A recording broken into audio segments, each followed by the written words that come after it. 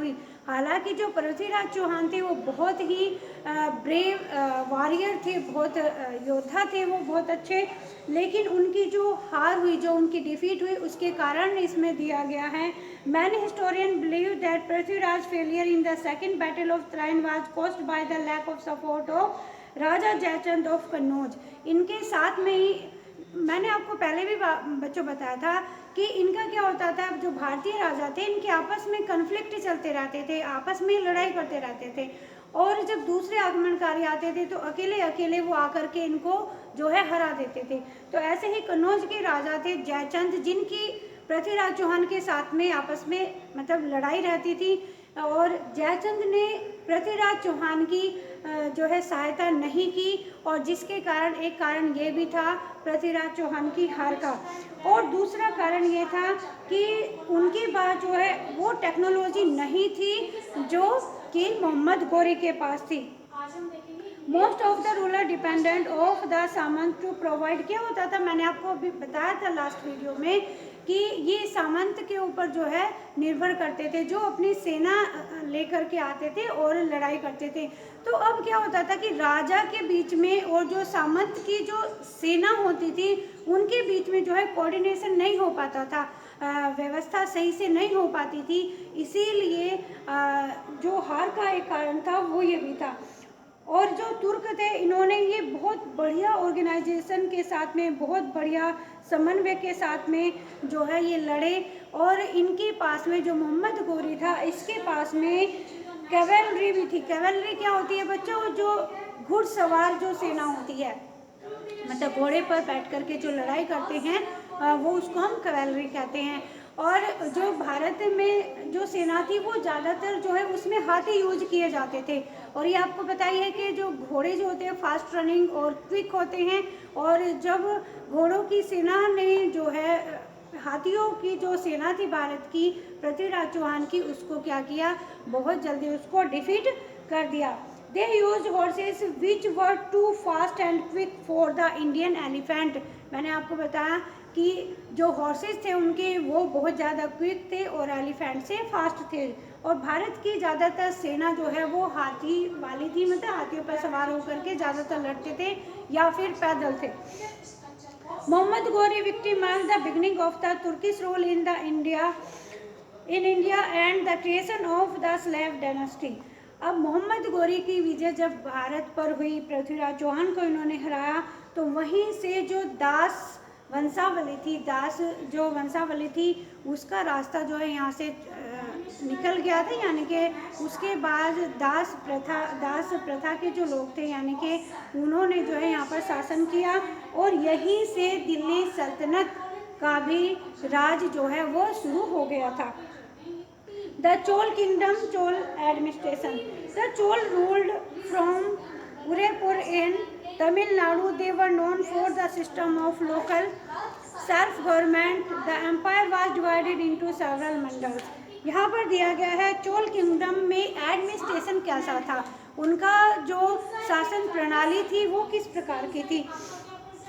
इन्होंने क्या कर रखा था, इन्होंने पूरे एम्पायर को मंडल में डिवाइड किया हुआ था, और मंडल फिर सब डिवाइडेड था किसमें, वेलांडू में और नाडू में, और ग्रुप ऑफ पीपल मिल करके नाडू बनाते थे, और फिर कई सारे नाडू मिल करके जो है क्या बनता था, वेलांडू बनाते थे।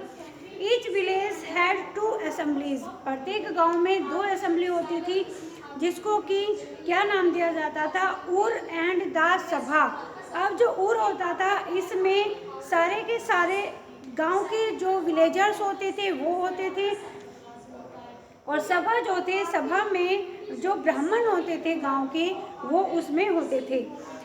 Inscription have been found Uttaramerur Chingleput district in Tamil Nadu that suggest that they choose their representative for the village council. अब यहाँ पर क्या होता था बच्चों, ये जो है जैसे अब जो है हमारी ग्राम सभा होती है, इसी तरह से वहाँ पर जो है काउंसिल होती थी, और उसके जो है वहाँ पर इलेक्शन हुआ करते थे, यानी कि वोट डाली जाती थी। वोट कैसे डाली जाती थी, गांव के व्यक्ति इकट्ठा होकर के एक पाम के पत्तों पर अपना जो है हस्ताक्षर करते थे और उसको फिर एक पोट में डाल दिया करते थे। और पोट में डालने के बाद जब सब लोगों ने उसमें अपनी जो है अपनी वोट डाल दी, तो उसको जो है फिर एक बॉय, एक लड़का की चुन करके, मतलब कि कोई छोटा बच्चा चुन करके उसमें से जो है वो नाम निकाला जाता था, और फिर वही जो है व्यक्ति वहाँ का हेडमैन होता था विलेज का। Village peasants of the Velala caste exercise great power and control over the village administration। जो रिच पीजेंट्स थे, अमीर जो किसान थे वेलाला के, वो क्या करते थे, उनके पास काफ़ी पावर होती थी और कंट्रोल होता था विलेज, जो गांव का जो एडमिनिस्ट्रेशन होता था, जो शासन व्यवस्था होती थी उसमें।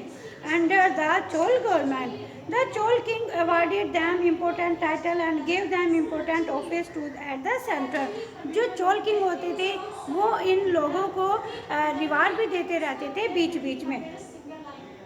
According to the Uttaramerur inscription, the required criteria to become the member of the village council, उसमें जो है एक इंस्क्रिप्शन है उस समय की, उसमें ये लिखा हुआ है कि कौन कौन व्यक्ति एक गांव की जो वेला थी उसमें, वेला थी वो उसमें कैसे जो है क्या हो सकते थे, इलेक्ट हो सकते थे, उनको क्या क्या शर्तें जो है वो पूरी करनी होती थी।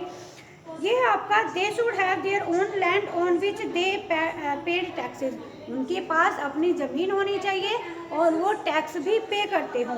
नंबर 2 था they should have their own houses, उनके अपने घर होने चाहिए। They should be well versed in the Vedas, Veda जो थे, जो हमारे वेद होते हैं वो वेद उनको जो है वेल वर्सेड होने चाहिए, यानी कि वो वेद पढ़े हुए लोग होने चाहिए।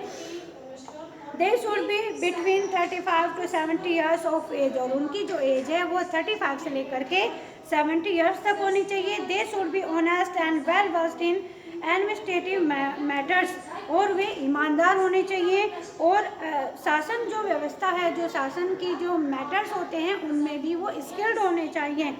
Those who have been in a committee for the first 3 years could not become member, और जो 3 साल से उसके मेंबर हैं पहले पिछले 3 सालों से, वो आगे फर्दर उसके मेंबर नहीं हो सकते थे। Those who have not submitted their or their relative accounts could not become members, जो व्यक्ति अपने और अपने रिलेटिव्स के, यानी कि अपने रिश्तेदारों के अकाउंट्स, मतलब उनके जो लेखा जोखा था, उनके बैंक का जो मतलब जो लेखा जोखा था, वो अगर वो डिपॉजिट नहीं करते थे, सबको नहीं बताते थे, तो वो मेंबर नहीं बन सकते थे।